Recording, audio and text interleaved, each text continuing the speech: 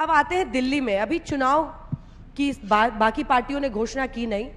ऐसा लगता है कि आपकी जो क्राइटेरिया और क्रेडिबिलिटी है सर उम्मीदवार चुनने की, वो ये है कि इसका नाम क्या, मतलब मैं आपके हर उम्मीदवार के लिए नहीं कह रही हूँ, कि क्या किसी दंगे में इसका नाम है, क्या किसी क्रिमिनल केस में नाम है। ताहिर हुसैन क्यों? 2020 के दिल्ली दंगों में नहीं, आप जज नहीं है, आप कोर्ट नहीं है।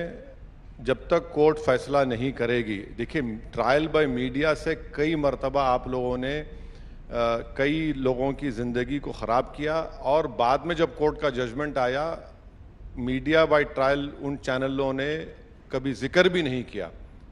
आज भी मैं कह रहा हूं कि कोर्ट में मामला है, कोर्ट तय करेगा। अब रहा सवाल क्यों दिए, क्योंकि कानून इजाज़त देता है।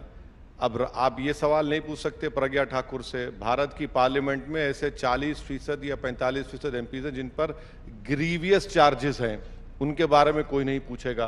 ग्रीवियस चार्जेस हैं किडनैपिंग से लेकर रेप तक, और जीत जाते हैं। साध्वी प्रज्ञा ठाकुर पर मैंने खुद पीएम से सवाल पूछा था, आंख में आंख डाल के पूछा था। अब आपसे आंख में आंख डाल के पूछ रही हूं कि जिस ताहिर हुसैन को दिल्ली 2020 के दंगों में दिल्ली की एक अदालत ने, अभी तक अभी मामला कोर्ट में चल रहा है, अदालत ने कुछ नहीं, एन एक्टिव राइटर कहा। नहीं छोड़ दीजिए वो। आईबी अधिकारी अंकित शर्मा की हत्या का जिन पर आरोप है, मगर आपने नरेंद्र मोदी के आपको ऐसा क्या नायाब हीरा दिख रहा है सर, ये समझाइए ना। नहीं, मेरे को एक बात अच्छी दिखी कि आपने नरेंद्र मोदी की आंख में आंख डाल दिया। हाँ बिल्कुल, और आप सलामत हैं, बहुत बहुत शुक्रिया।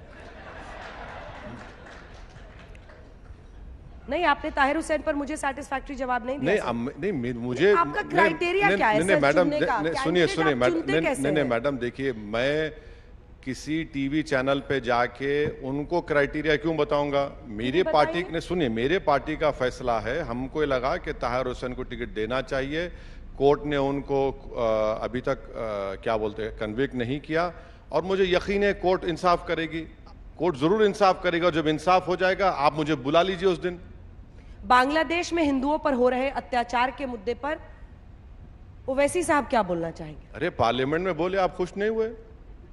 कल बोले हम। अब तो सरकार को घेर रहे थे, लेकिन नहीं सुनिए, एक बात सुनिए। आप क्या वहां की सरकार को, मोहम्मद यूनुस की केयरटेकर सरकार को आप कटघरे में खड़ा करेंगे? अरे मैं प्रधानमंत्री थोड़ी हूं, मैं कोई फॉरेन मिनिस्टर हूं, मैं एक मेंबर ऑफ पार्लियामेंट हूं। मैंने जो कहा पार्लियामेंट में कि हम $55 बिलियन का इकोनॉमिक हेल्प बांग्लादेश को दे रहे हैं, और हम उनको बिजली दे रहे हैं।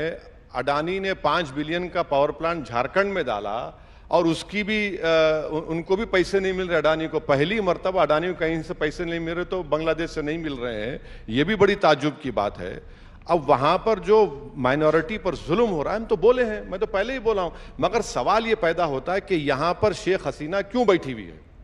क्या दिक्कत है बैठने में? अरे यहां पर बैठकर आप जो है इस तरह के स्टेटमेंट्स दे रहे हैं, क्यों दे रहे हैं? अच्छा, मुझे समझ में नहीं आया कि क्या मोदी सरकार उन स्टेटमेंट्स को वेट कर रही है, नहीं कर रही है।